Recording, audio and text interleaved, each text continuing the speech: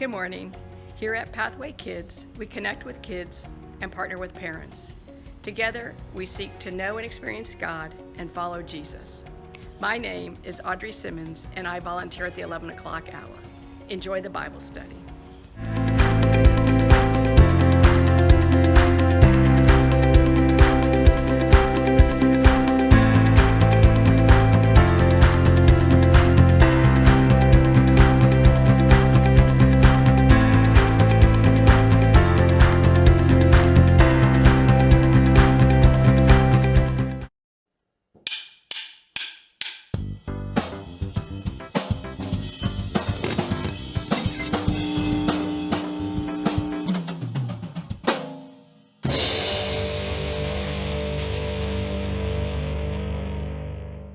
Have you ever decided to do something really big? Like learn how to play guitar? Or, make friends with the new kid down the street? Maybe you even want to bake a master chef-worthy cake for your mom's birthday. You're super excited to get started, but then you sit down with the guitar and... oh, no. Or you spend all morning working up the nerve to go knock on the new kid's door, and it turns out he's gone for a week of summer camp. Then you find the recipe for that amazing cake, and it's crazy. Doing big things takes work. It takes making a plan and then sticking with it. There are calluses along the way, patience and courage in building a friendship, and definitely some mess. But when you follow through, you find the music, you grow a friendship, you create amazing edible art. And through it all, others can see how God has given you the strength to stick with it. That's why commitment is an amazing way to worship God with your life, because worship is about more than just singing loud. It's all about living loud.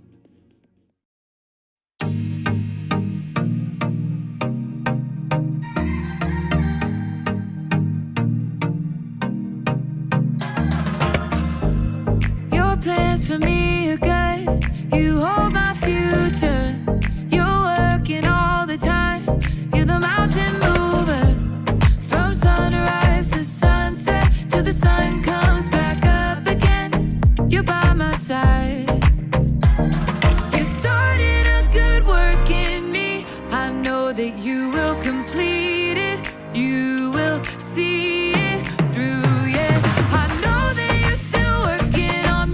And everything that you say you'll do, 'cause I believe that you are faithful, oh, you are faithful, oh, you are faithful. I'll trust your every word, 'cause I believe that you're working for my good. Yes, you're committed. From sunrise to sunset, till the sun comes back up again, you're by my side. You started a good work in me. I know that you will complete it. You will see it through, yeah. I know that you're still working on me. And everything that you say you'll do, 'cause I believe that you are faithful, oh, you are faithful, oh, you are faithful. You are my hope, you are my future. You are the mountain mover. You are faithful. You are my hope, you are my future. You are the mountain mover. You are faithful. You started a good work in me. I know that you will complete it. You will see it through, yeah. I know that you're still working on me. And everything that you say you'll do, 'cause I believe that you are faithful, oh, you are faithful, you are faithful, oh, you are faithful, oh, you are faithful, oh, you are faithful.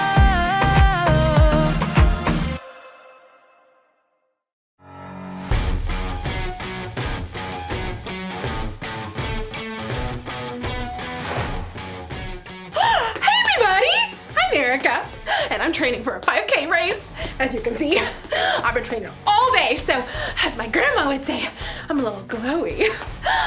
If you've ever run a 5K, you know it takes a lot more than popping off a couch and putting your running shoes on, okay? It takes commitment. Commitment is making a plan and putting it into practice. And my plan is not just running around a lot. I mean, I've got to train in what I'm calling the 3 S's. Speed, strength, smarts. So there's running, yes, but I'm also working on my strength. And running takes a lot out of you. I just gotta take a second. Woo! I'm so tired. Your body's gonna wanna give up.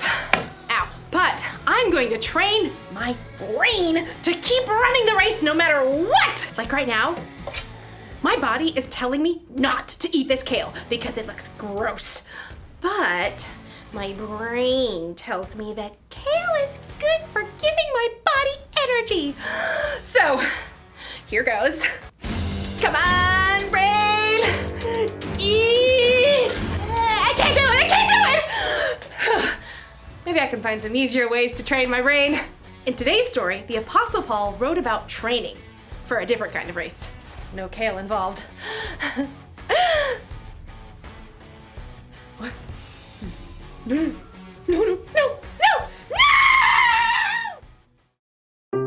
The Bible.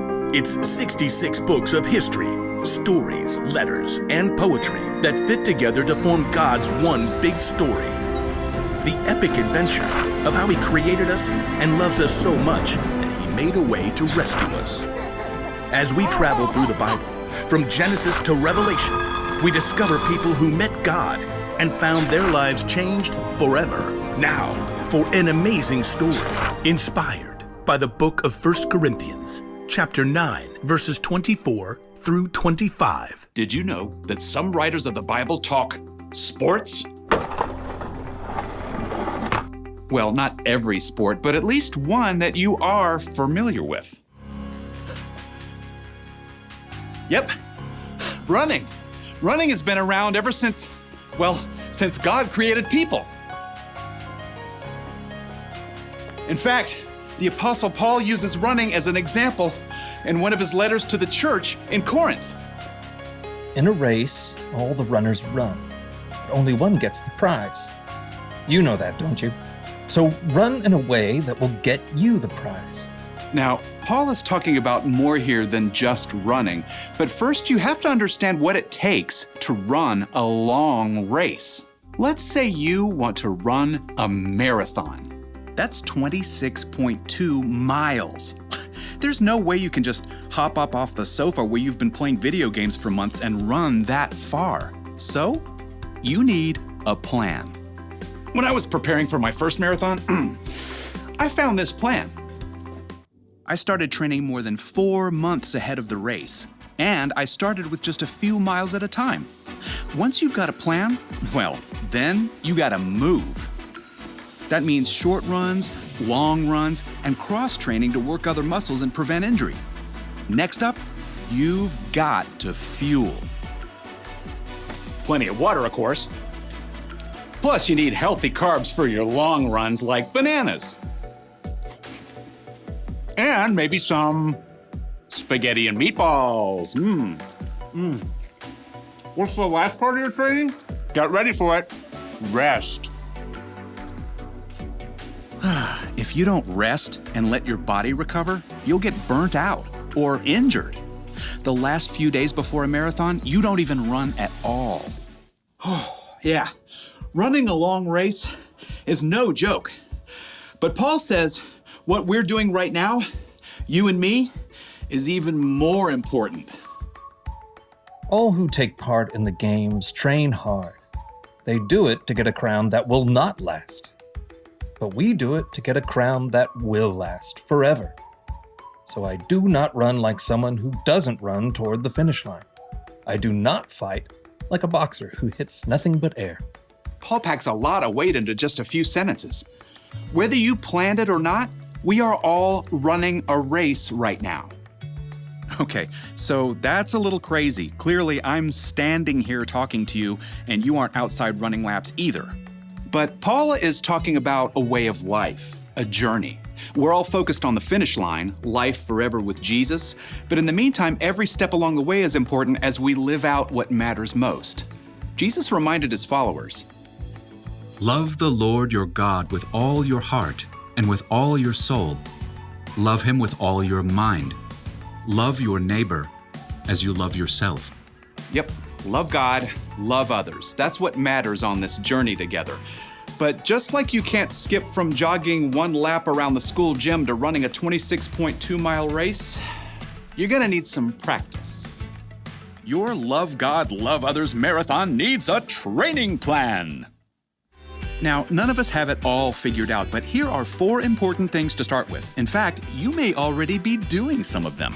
First point, hear. God is the master teller of this amazing story. He's the author of this whole race, so the most important thing is learning to hear from God. That means digging into God's Word and hearing the stories and wisdom from people who walked with Him. And you can also hear from God from people around you in your life who know and follow Him. Now, here's the second step in training for our Love God, Love Others marathon. Pray. Okay, when you hear pray, you might think, In nomine Patris et Filii et Spiritus Sancti. Truth is, you don't need fancy words to pray. You can talk to God anytime, anywhere, about anything, just like talking to your mom or your best friend. Now let's take a look at point 3 in our training plan. Talk. Hello out there! Tell other people what God has been up to in your life, what's changing, how you're learning to love others better. And here's the final point in your Love God, Love Others training plan. Live. Live for God. Let His love fill up every part of your life, at home, at school, at church, even when your dad makes you stop reading your book to play a game with your little sister. Hear, pray, talk, live. That's how you practice loving God and loving others. As Paul wrote, so run in a way that will get you the prize. We do it to get a crown that will last forever. And when you do, you will live out Paul's wisdom to the Corinthians and win the race.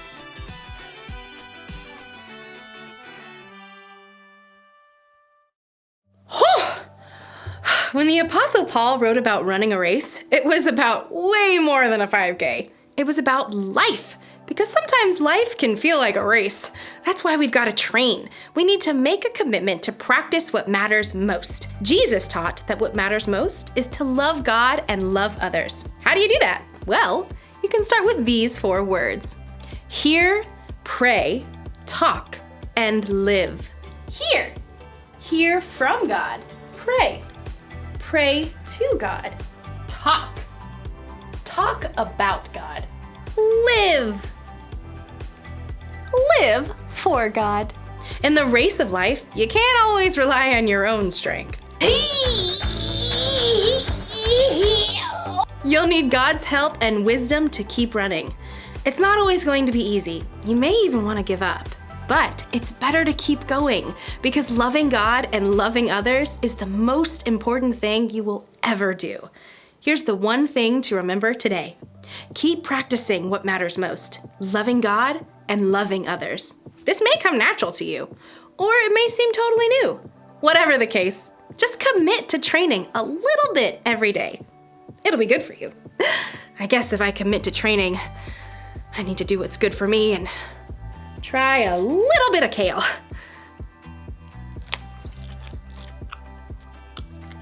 Hey, that's not bad. I feel more energetic already. Oh yeah, here we go. I'm ready, and I'm a fan of kale.